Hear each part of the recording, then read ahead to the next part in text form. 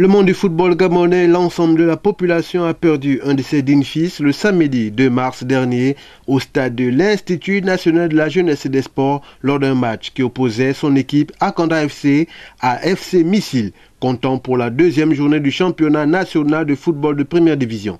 En effet, l'attaquant Herman Tinga, lors d'un choc consécutif à un duel aérien à la 23e minute du match, ne va plus se relever. Un décès qui laisse plus d'un dans les mois et la consternation du fait des circonstances de son décès. C'est celui de bons footballeurs dans une grande famille de footballeurs, parce que Akanda était une grande famille de footballeurs. Je reviens sur M. Ndacita. M. Ndacita, c'est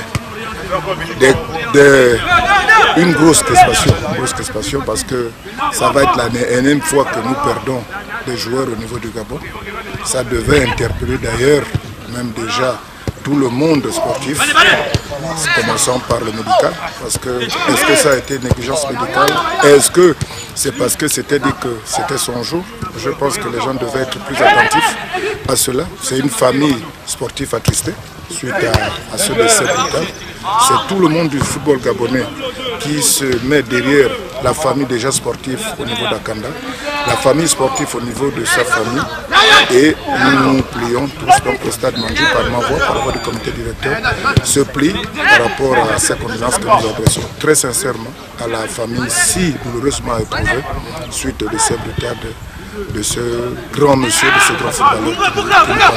Déjà, à mes débuts à Akanda, il a été parmi ces gars qui m'ont accueilli. C'était vraiment quelqu'un de bien, si je peux dire ça comme ça en un mot. Et bon, c'est juste ça. J'ai été attristé par la nouvelle d'abord, de savoir qu'il n'est plus de ce monde.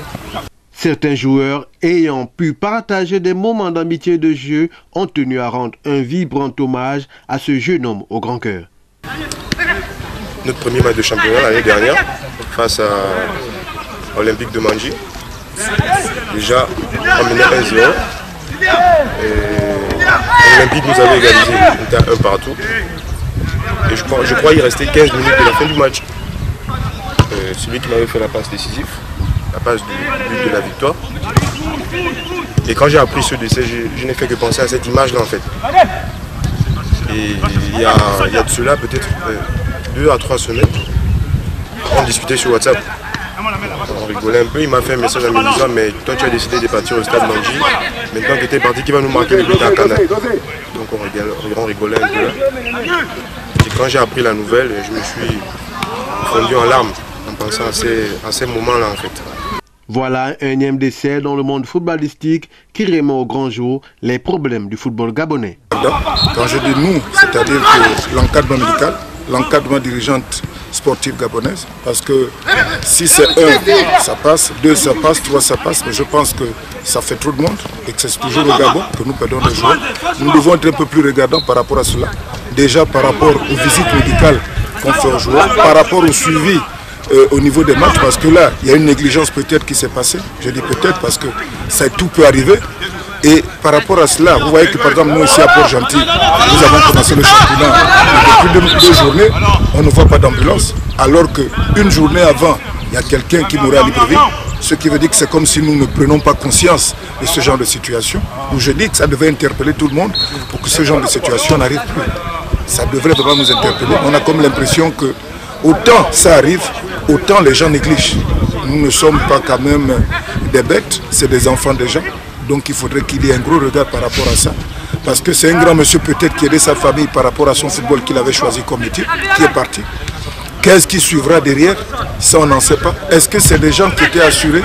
Ça on n'en sait pas. Je dis qu'il faudrait qu'il y ait un gros regard par rapport à cela pour que nous évitons ce genre de situation.